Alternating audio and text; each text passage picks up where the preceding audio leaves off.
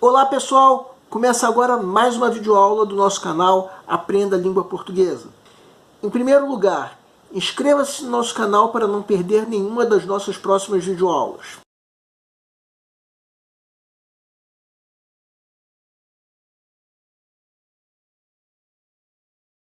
No caso, mais uma aula da série Agenda Positiva.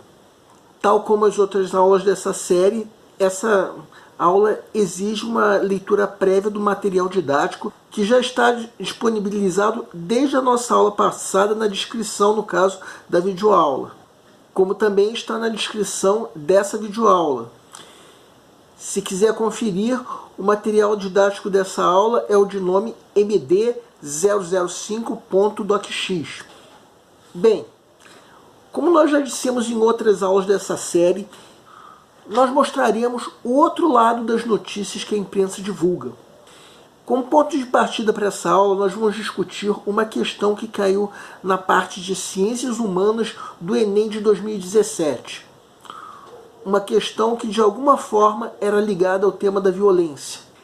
Depois disso, nós discutiremos cada um dos textos do material didático dessa aula. Bem, sobre a questão que vamos discutir, era mais especificamente sobre intolerância. Segue um quadro. Enem 2017.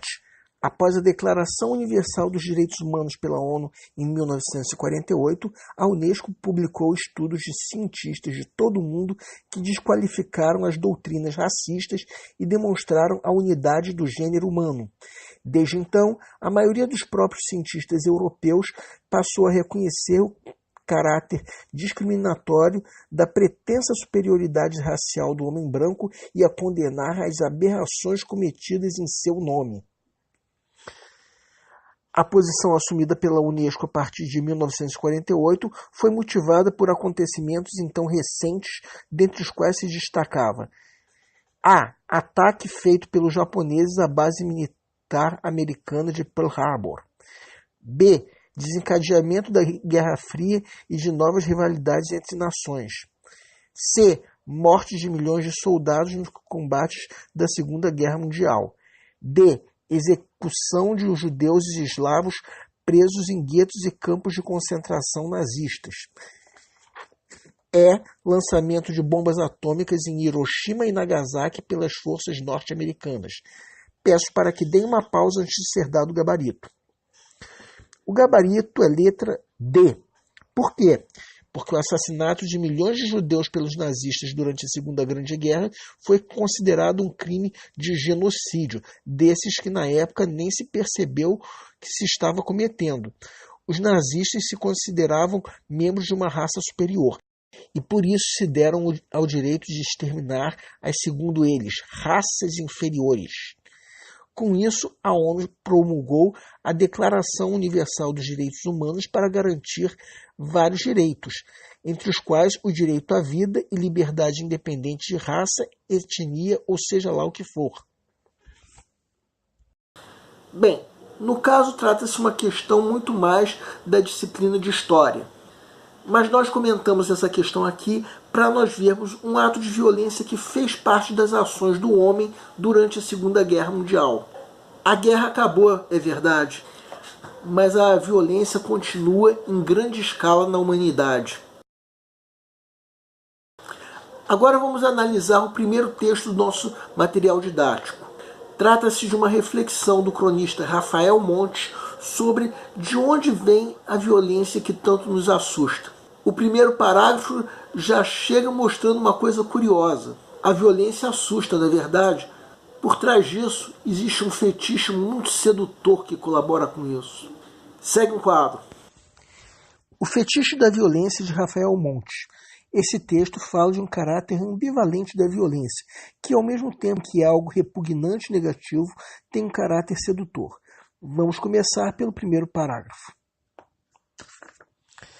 Reparem que as palavras que estão destacadas em vermelho contribuem para uma ideia muito fatalista do assunto abordado, enquanto que o parágrafo também usa palavras do campo semântico oposto, que destacamos em verde. Esse caráter ambíguo da violência é reforçado pela manutenção temática do primeiro período do parágrafo seguinte. Então, uma vez que entendemos o fetiche da violência como essa fascinação que o ser humano tem pela violência, vemos que esse segundo parágrafo se encerra com exemplos de como isso acontece, bem como o parágrafo seguinte expande essa exemplificação. Mais adiante, no sexto parágrafo, temos uma explicação para o fetiche da violência. Ver a desgraça dos outros nos consola e, de algum modo, nos traz alívio. É como se o pensamento fosse: ao acontecer com o outro, possivelmente não acontecerá comigo. Como contraponto, a palestrante Frances Larson fala sobre a decapitação. O texto, no oitavo parágrafo, dá dois exemplos de tipos de violência que surgiram com o advento da internet. No caso, o cyberbullying e o revenge porn, que ganham força a partir do momento em que recebem visualizações, cuja explicação é dada, mais uma vez, por Frances Larson. As fotos compartilhadas e os vídeos assistidos já aconteceram.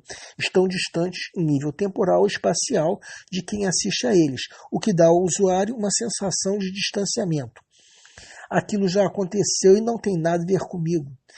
Eu posso clicar no link, ninguém vai saber que eu cliquei, estou livre de julgamentos morais e éticos. No parágrafo seguinte, o autor dá exemplo de dois casos de violência que foram cometidos por influência da internet.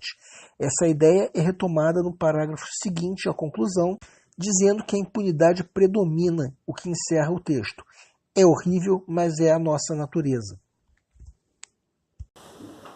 Então esse texto nos faz refletir sobre como, de alguma forma, nós somos responsáveis pela violência. No momento em que nós compartilhamos vídeos de desgraça pela internet, e por que não dizer, no momento em que nós comentamos com um amigo, que barato aquela cena de do filme de ontem. E eu digo isso porque já fui assim nos meus tempos de infância e adolescência. Eu adorava filmes de terror, filmes de ação, filmes de bang bang. E já tinha um fetiche pela violência quando eu assistia desenhos animados pela televisão. Então, por mais que eu diga isso, não pensem que eu sou por demais inocente, porque eu já tive fascínio por cenas violentas. E aí entra o nosso segundo texto a ser analisado. O próprio título já chama atenção com um erro gramatical de sintaxe. Nós é um pronome plural, que tem um referente, no caso pistoleiro, no singular.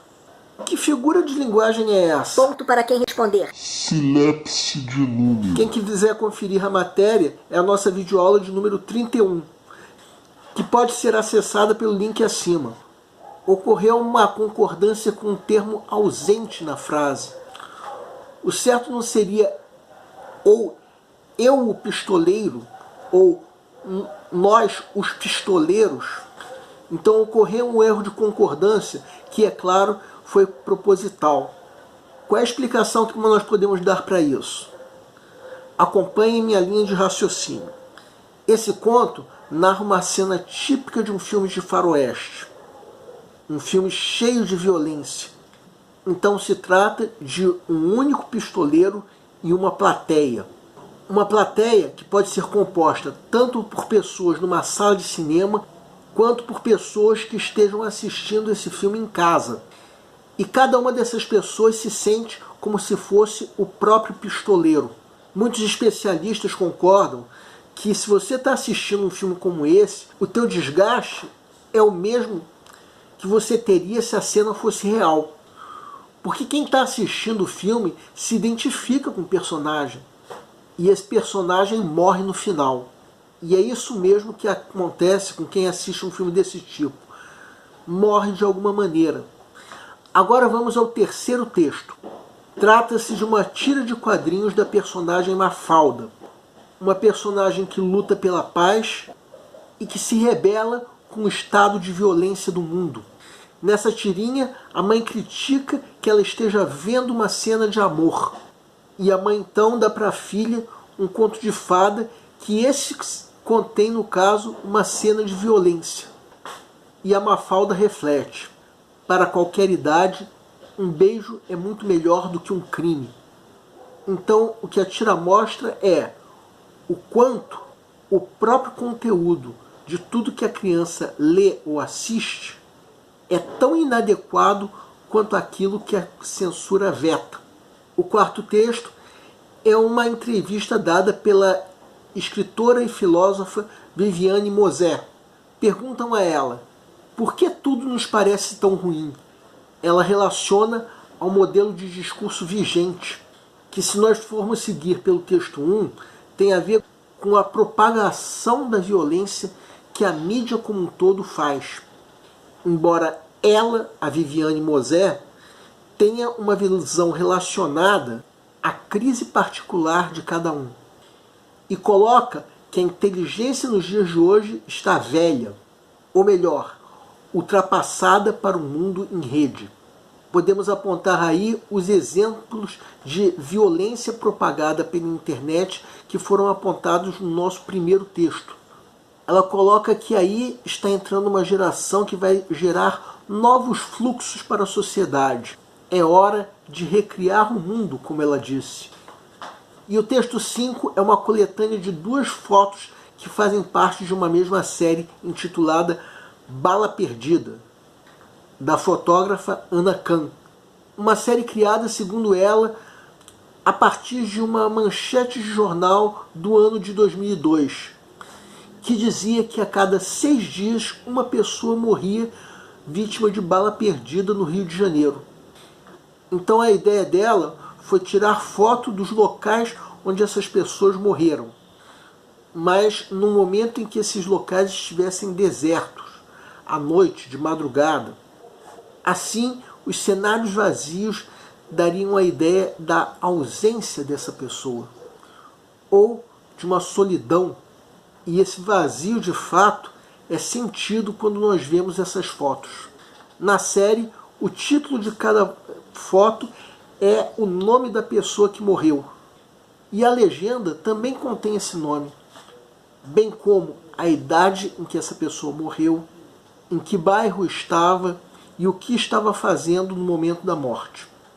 A ideia da fotógrafa era causar comoção, um sentimento quase que diametralmente oposto ao que os desenhos animados e filmes causam em quem assiste, diante de cenas de violência. Um sentimento que, como diz o texto 1, é de alegria, fetiche, satisfação. Essa aula foi a terceira da série Agenda Positiva. Nossa próxima aula será em homenagem ao Dia dos Pais. O nosso canal é voltado para você que está se preparando para uma prova de concurso, em especial vestibular. Para todos vocês que fizeram essas provas, nós queremos pedir que nos escrevam para dizer como vocês se saíram na prova, se a prova foi fácil, se a prova foi difícil, quais foram as dificuldades. Conforme for, nós faremos os devidos comentários numa próxima aula. E para todos vocês, o nosso canal deseja boa sorte. Se você está gostando das nossas aulas, marque um gostei. Se não está gostando, marque um não gostei. Em ambos os casos, façam os devidos comentários para que nós saibamos onde nós estamos errando, que é uma coisa muito importante para nós. É sabendo onde nós estamos errando que nós melhoraremos cada dia mais. O nosso canal está buscando maneiras divertidas de fazer com você a tua prova de concurso, em especial vestibular. Qualquer dúvida que você tenha, pode nos escrever, seja através do nosso e-mail, seja através do Google+, seja através da nossa fanpage do Facebook. Aliás, você pode nos escrever para fazer qualquer comentário, elogio, crítica ou até reclamação sobre as nossas videoaulas. Nós aqui do Aprenda a Língua Portuguesa temos a missão de melhorar cada vez mais, e para isso nós contamos com a tua ajuda. E nós agradecemos a todos vocês que estão assistindo nossas videoaulas, em especial nós agradecemos a todos vocês que estão compartilhando nossas videoaulas com outras pessoas. Muito obrigado porque vocês estão ajudando o nosso canal a ser feito. E para terminar, nós convidamos você que ainda não se inscreveu no nosso canal, que faça isso. Comece clicando nesse link. Muito obrigado e aguardem nossa próxima aula.